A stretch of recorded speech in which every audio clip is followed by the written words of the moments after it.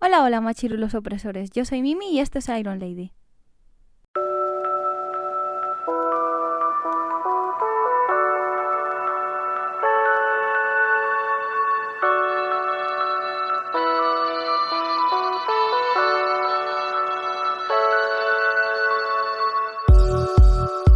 Hace no mucho, algo terrible ocurrió en Francia, nuestro país vecino, y me hizo pensar. Ante ataques continuados y sin sentido de este calibre, la reacción de la sociedad en general debería ser muchísimo más visceral. Pero al contrario de lo que nos esperábamos, la mayoría de la población y sobre todo la izquierda no ha dado el pésame a las víctimas. Ni siquiera ha reconocido que hay un problema muy serio con esta religión y que deberíamos controlar muy de cerca la entrada en el país de personas que la profesen, sino que han empezado a soltar hashtags estúpidos y sin sentido de Stop Islamofobia. ¿Estás de coña? Decapitan a un profesor por un dibujo de mierda. Asesinan vilmente a católicos por acudir a su parroquia. Pero los malos somos los que decimos que esa religión infecta es un problema. Anda ya. ¿Por qué será que la izquierda siempre defiende al Islam y odia tanto al cristianismo? Porque si nos ponemos a pensar, los valores tradicionales son muchísimo más cerrados en la religión del amor que en el cristianismo. Y aún así, los progresistas lo prefieren. ¿Por qué será? ¿Es algo patentado por la izquierda pop? ¿O lleva esto ocurriendo desde siempre con los cómics? Así que decidí que era hora de investigar el porqué de esta persecución sin sentido. Desde la URSS, pasando por la China comunista hasta la Cuba castrista, los comunistas siempre han detestado y perseguido el cristianismo. Como cristiana y conocedora de la Biblia, no me extraña y sé que tiene obviamente un componente espiritual muy poderoso, pero claro, no puede ser solo eso, tiene que haber algo más. Entonces agarré mi Biblia y empecé a estudiar cuál es la ideología de Dios para que esta gente la odie tanto. Y descubrí algo sorprendente. ¡Dios es libertario! Sé que suena raro, ¿vale? Lo sé, tenemos esa idea concebida de la Iglesia Católica como Iglesia del Estado y toda esa parafernalia eclesiástica, pero bear with me. Para empezar, definamos qué es ser libertario. Bueno, como base, un libertario sería una persona que ama y respeta la libertad, tanto propia como de otros, aborrece la coacción y ama la espontaneidad del mercado. Entonces, ¿cómo es Dios libertario? La prueba de base es el libre albedrío, que fue dado no solo al ser humano, como creación a imagen y semejanza de Dios, sino que también a los ángeles, que eran simples sirvientes. Fueron provistos de libertad de decisión y obviamente también de las consecuencias ante dichas decisiones. Tanto es así que el mismo Lucifer se rebeló contra Dios. Y no solo Lucifer, sino que el ser humano se ha rebelado en su contra en innumerables ocasiones. Sin embargo, Dios no ha obligado ni al diablo ni al ser humano a someterse, sino que ha dado la libertad a ambos de hacer lo que les plazca. Obviamente hay consecuencias, al igual que si te cortas un dedo sangras, cuando dañamos nuestro espíritu con nuestras acciones hay consecuencias. Pero aún en esas, Dios sigue ahí, fiel, perdonador y bondadoso. Un texto muy interesante que nos muestra claramente la ideología de Dios es cuando el pueblo de Israel, que hasta aquel momento vivía en una situación de anarquía con jueces de arbitraje, le pide a Samuel que hable con Dios para que les dé un rey. Vamos a leer y reflexionar qué es lo que el Dios de la Biblia piensa sobre los estados.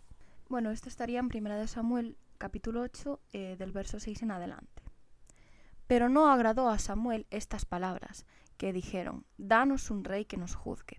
Y Samuel oró a Yahvé, y dijo Yahvé a Samuel: «Oye la voz del pueblo en todo lo que te digan, porque no te han desechado a ti, sino que me han desechado a mí, para que no reines sobre ellos, conforme a las obras que han hecho desde el día que los saqué de Egipto hasta hoy, dejándome a mí y sirviendo a los dioses ajenos. Así hacen también contigo». Podemos ver que Yahvé, o Jehová, como se puede leer en otras traducciones, que es el nombre de Dios en el Antiguo Testamento, no está de acuerdo con la estupidez que están pidiendo, lógico, pero aún así va a respetar su decisión. Seguimos leyendo. Ahora pues, Oye su voz, mas protesta solemnemente contra ellos, y muéstrales cómo les tratará el rey que reinará sobre ellos. Y refirió Samuel todas las palabras de Yahvé al pueblo que les había pedido rey. Vemos aquí a Dios otra vez respetando el deseo del pueblo, pero advirtiéndoles y diciéndoles lo que a continuación vamos a leer sobre el rey, el estado que ellos están pidiendo. Dijo pues: así hará el rey que reinará sobre vosotros. Tomará vuestros hijos, y los pondrá en sus carros y en su gente de a caballo, para que corran delante de su carro. Y nombrará para sí jefes de miles y jefes de cincuentenas. Los pondrá a sí mismo a que hagan sus campos y sieguen sus mieses, y a que hagan sus armas de guerra y los pertrechos de sus carros. Tomará también a vuestras hijas para que sean perfumadoras, cocineras y amasadoras. Asimismo tomará lo mejor de vuestras tierras, de vuestras viñas y de vuestros olivares, y los dará a sus siervos. Diezmará vuestro grano y vuestras viñas para dar a sus oficiales y a sus siervos. Tomará vuestros siervos y vuestras siervas, vuestros mejores jóvenes y vuestros asnos, y con ellos hará su obra. Diezmará también vuestros rebaños y seréis sus siervos. Y clamaréis aquel día a causa de vuestro rey que os habréis elegido. Mas Yahvé no os responderá en aquel día. Pero el pueblo no quiso oír la voz de Samuel, y dijo: no, sino que habrá rey sobre nosotros, y nosotros seremos también como todas las naciones, y nuestro rey nos gobernará, y saldrá delante de nosotros y hará nuestras guerras. Y oyó Samuel todas las palabras del pueblo, y las refirió a los oídos de Yahvé. Bueno, podemos ver que aquel rey del que habla Yahvé no se diferencia mucho de los estados actuales, que roban nuestras pertenencias para dárselo a sus siervos, aparte de que hace mención a una especie de estado bastante potente, porque dice que por cada 50 hombres habrá un líder. Interesante, ¿no? Que por cada 50 hombres habrá una especie de político, por así decirlo. Da que pensar, da que pensar. Solo con este pequeño texto ya podemos ver muy claramente que Dios no solo no quería un gobierno estatal sobre su pueblo y los advirtió de las consecuencias, sino que además respetó el estúpido deseo del pueblo. Bueno, muchos me dirán que eso es Antiguo Testamento, que eso es judaísmo y ta. Vale, vamos a poner un ejemplo del Nuevo Testamento. Cuando Jesús está haciendo el Sermón del Monte, hay una multitud bastante grande, de hecho son 5.000 hombres, sin contar mujeres y niños. Ya está cayendo la noche y Jesús se apiada de ellos y hace el milagro de los panes y los peces, en el que multiplica 5 panes y 2 peces. Y alimenta a 5.000 hombres, aún así sobra.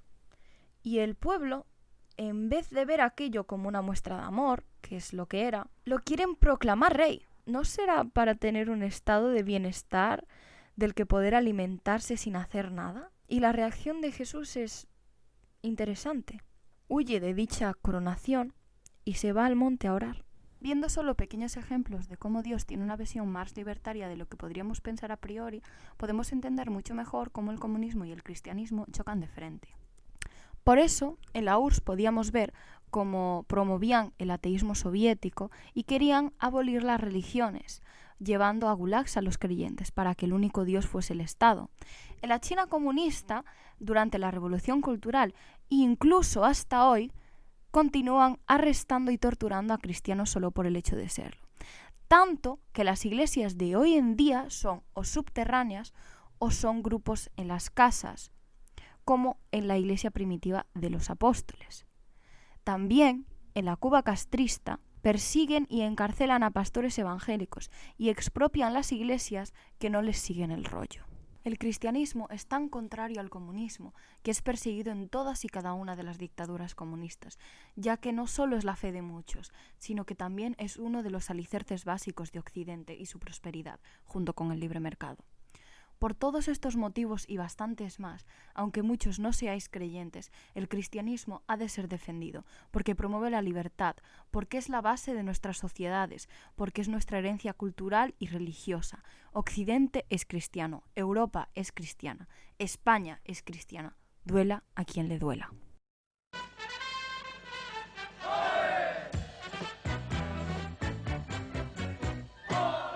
Entre flores, fandanguillo y alegría, nació mi España, la tierra del amor.